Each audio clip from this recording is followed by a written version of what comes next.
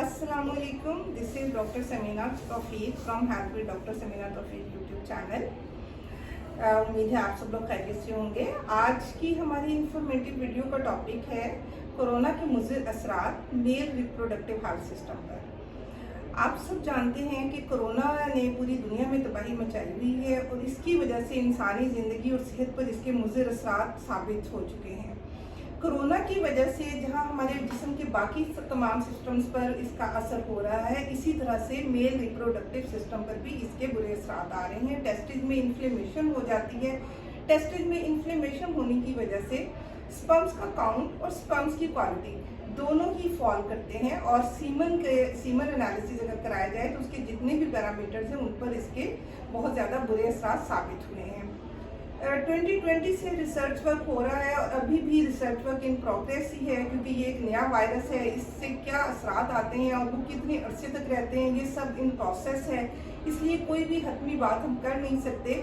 इसके बारे में भी हमारी यही बात है कि जब कोरोना के रिप्रोडक्टिव हेल्थ सिस्टम के पर इसके असरात के बारे में हम डिस्कशन करते हैं तो इसमें यही है कि जो पोटेंशियल जनरेशन है, जो एक्टिव एक्यूट इन्फेक्शन की फॉर्म में है, तो उनको खास तौर पे अप्रोप्रिएट उनकी असेसमेंट होनी चाहिए और intervention should be like this कि उनका सीमन एनालिसिस हो और उनके स्पर्म्स की प्रिजर्वेशन हो, उनके स्पर्म्स को सेव कर लिया जाए।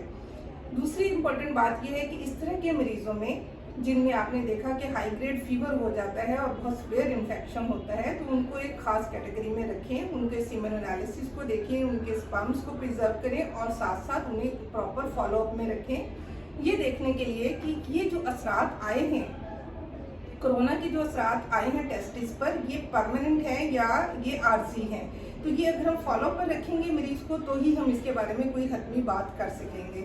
लेकिन अभी इसके मुज़िर असरात आ रहे हैं। जिस तरह से बाकी तमाम सिस्टम्स के बारे में हम बात करते हैं कि कोरोना के मुज़िर असरात हैं, रेस्पिरेटरी सिस्टम पर हैं, कार्डियोवास्कुलर सिस्टम पर हैं, गैस्ट्रोइंटेस्टाइनल सिस्टम पर हैं, यूरिनरी सिस्टम पर हैं, इसी तरह से रिप्रोडक्टिव हेल्थ पर भी इसके बुरे असरात आए हैं।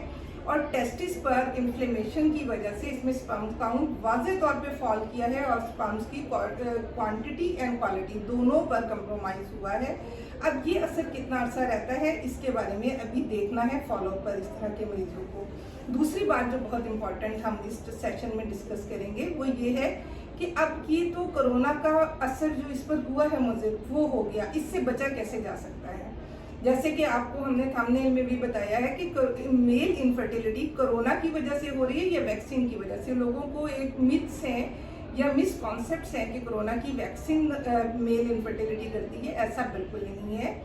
कोरोना की जो वैक्सीन इस वक्त अवेलेबल है पाकिस्तान में भी और पूरी दुनिया में भी, कोई भी ब्रांड है वैक्सीन का, वो इस इनफर्टिलिटी से बचाता है। देखें, यंग जनरेशन में अगर ये इन्फेक्शन हो जाता है, टेस्टिस इन्फ्लेम्ड होते हैं और उन पर बुरा असर पड़ता है, स्पर्म्स की प्रोडक्शन खराब होती है, तो उस सूरत में तो देखें जी मेल इनफर्टिलिटी आ ही गई है।